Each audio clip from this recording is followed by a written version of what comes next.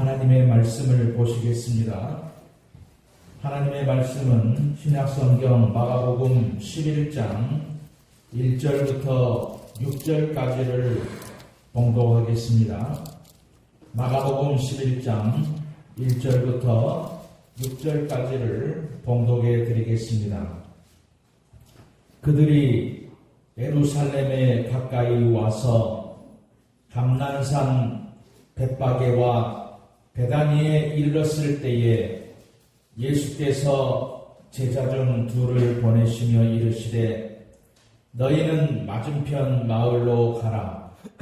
그리로 들어가면 곧 아직 아무도 타보지 않은 나귀 새끼가 매여 있는 것을 보리니 풀어 끌고 오라.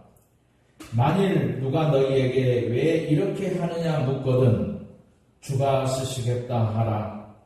그리하면 즉시 이리로 보내리라 하시니 제자들이 가서 본즉 나귀 새끼가 문 앞 거리에 매여 있는지라.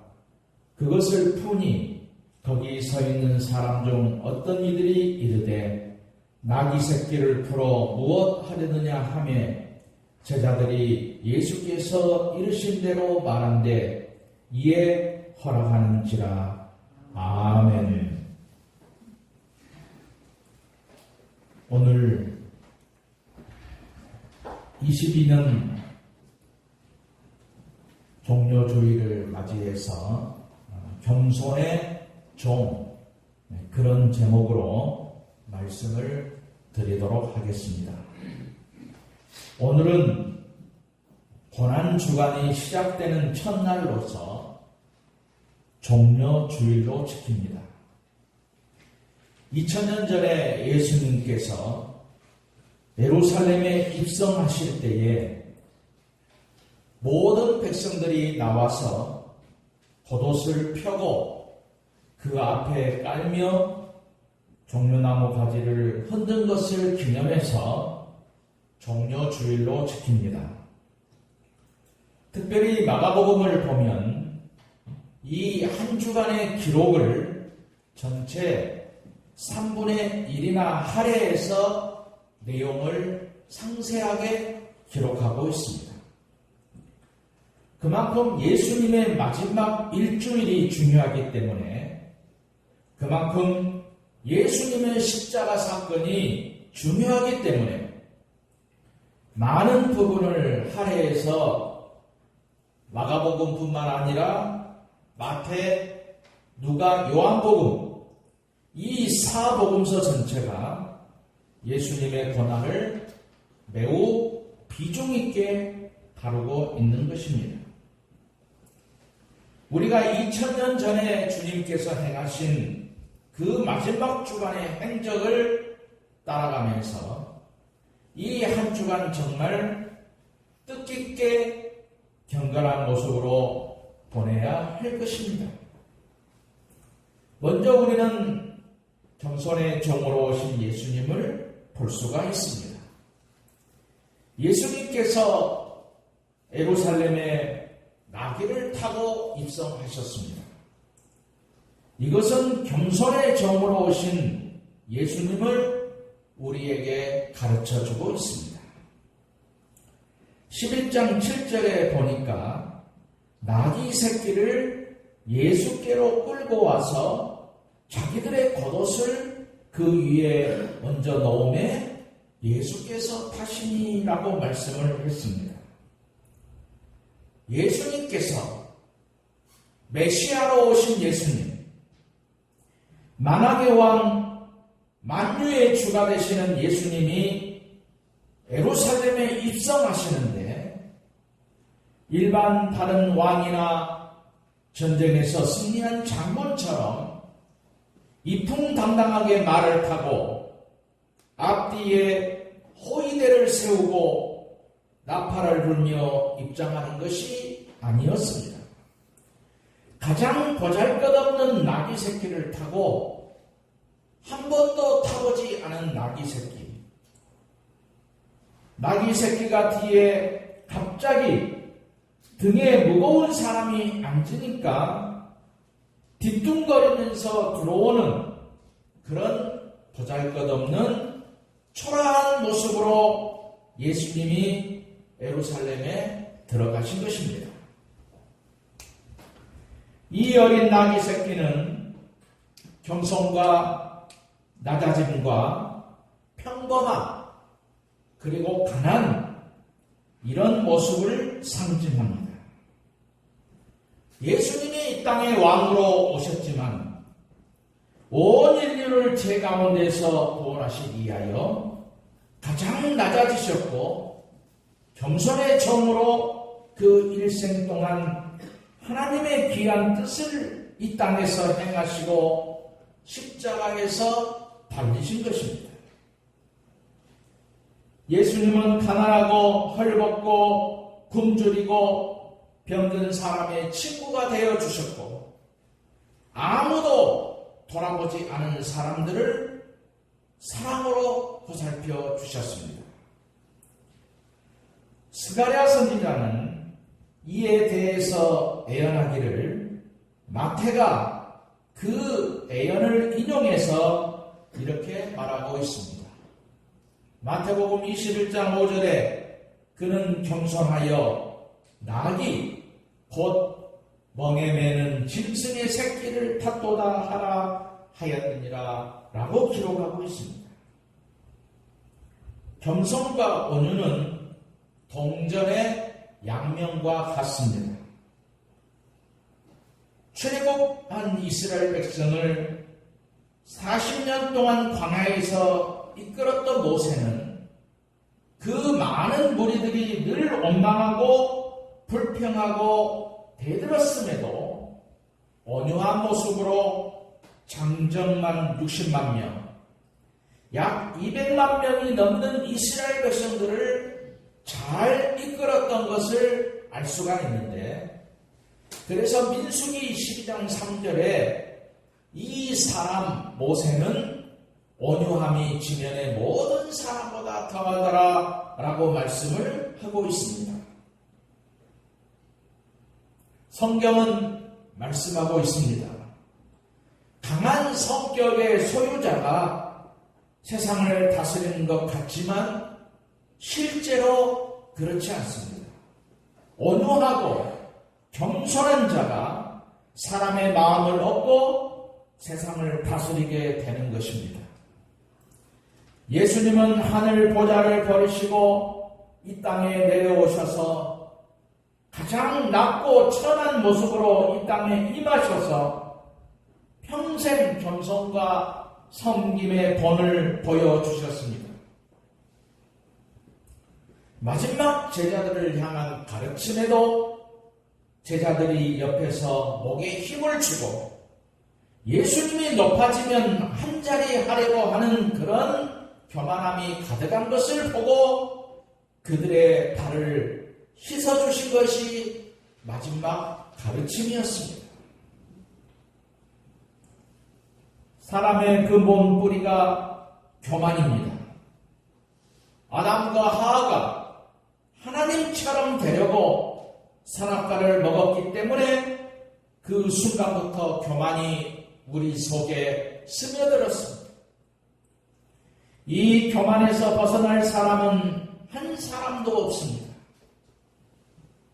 교만이 우리의 삶 속에 스며들어 있다가 어느 순간 나로 모르는 사이에 나를 잠잠하고 그 교만이 나를 잘못된 길로 이끌어가는 것입니다. 그래서 우리는 늘 자신을 돌아보면서 주님 앞에서 자신을 낮추고 겸손한 모습으로 살아가는 주님의 일꾼들이 되어야 할 것입니다. 앤드류 머레이 목사님이 말씀하십니다. 교활한 뱀이 자신의 교만한 독을 최초의 인간에게 주입했을 때에 모든 인간이 비참함에 떨어지고 말았다. 이렇게 말씀을 했습니다. 예수님께서는 우리를 겸손에 참여하는 자들로 만드시기 위하여 그럼으로써 우리를 구원하시기 위해 우리를 찾아오셨습니다. 마태복음 11장 29절에 나는 마음이 온유하고 겸손하니 나의 멍에를 메고 내게 배우라. 그리하면 너희 마음이 쉼을 얻으리니 라고 말씀합니다. 우리가 높아질 때, 많은 것을 소유했을 때에, 남보다 더 많이 배웠을 때에, 내가 사람들 앞에서 칭찬받고 인기를 얻고 있을 때, 이때 우리는 조심해야 하는 것입니다. 나는 아무것도 아닙니다. 모든 것이 주님의 은혜입니다.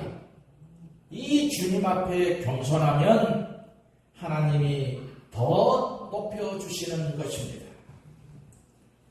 두 번째로 우리는 이 사건을 통해서 순종의 은혜를 배워야 할 것입니다. 예수님께서 예루살렘에 입성하실 때에 제자들에게 말씀하십니다. 건너편 마을로 가서 나귀 새끼가 매여 있는 것을 보면 끌고 와라. 누가 뭐라 하면 주가 쓰시겠다 말을 전해라.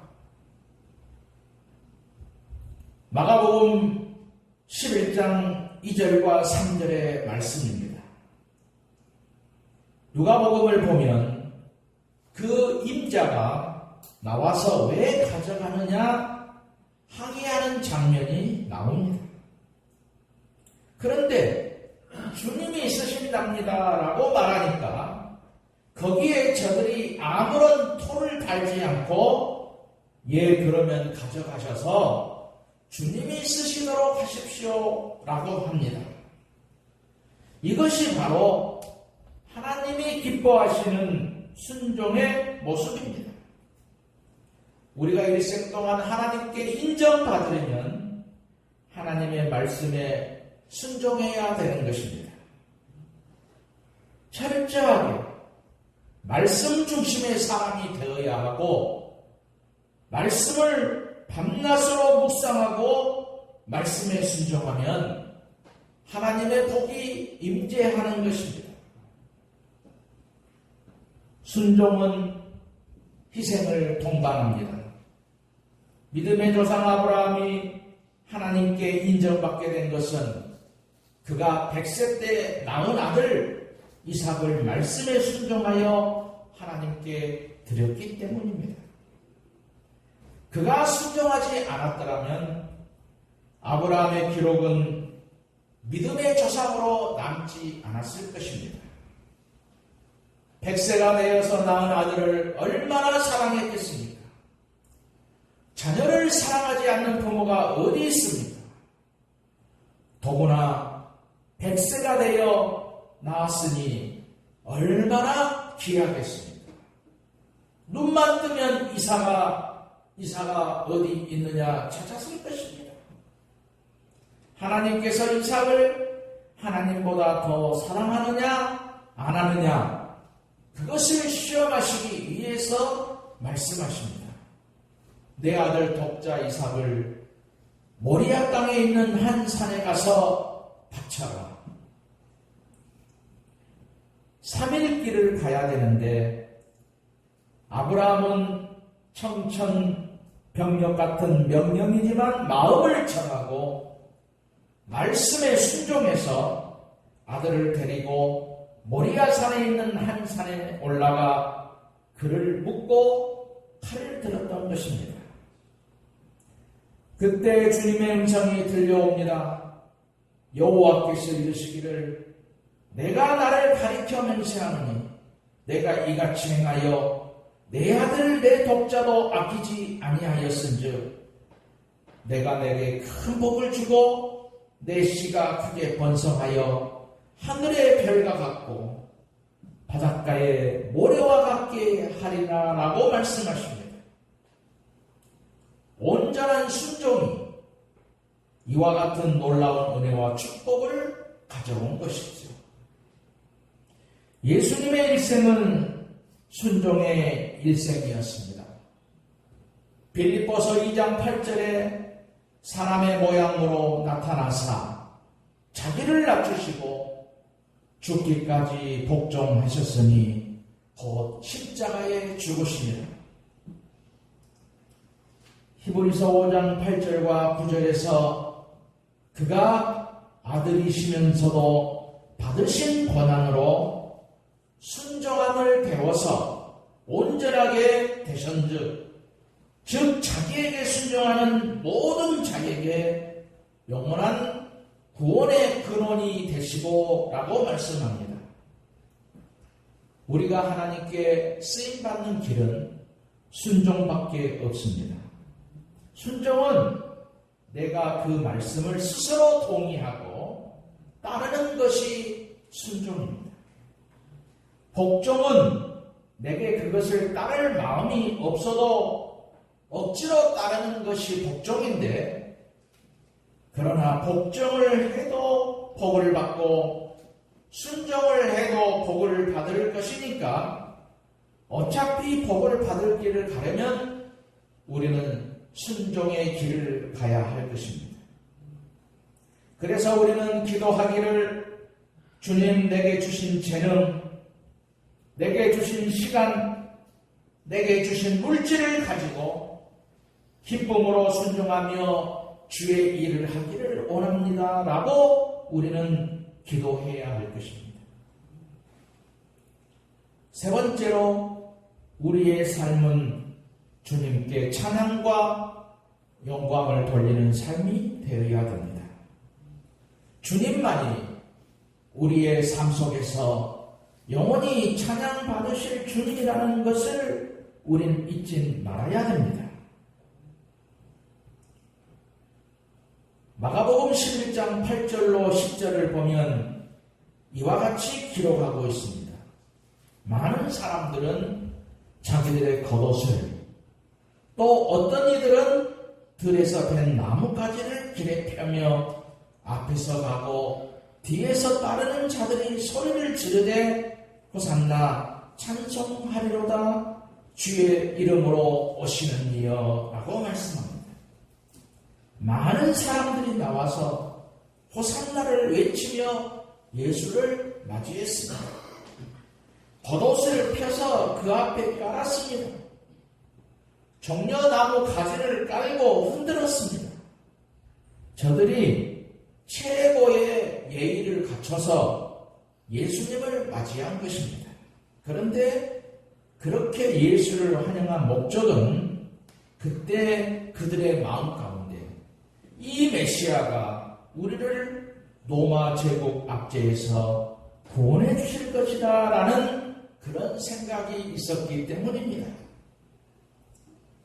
성경에 보면 구약 성경에 메시아가 두 가지 모습으로 나타납니다.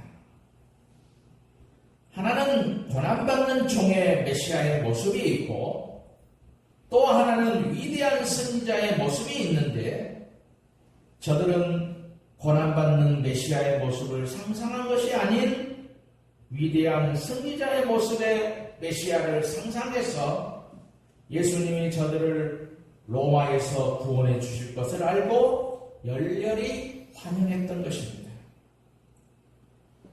그러나 그들이 자기 마음 가운데 소원했던 이것을 예수님이 이루지 못한 것을 아는 순간 그들은 완전히 돌변했습니다.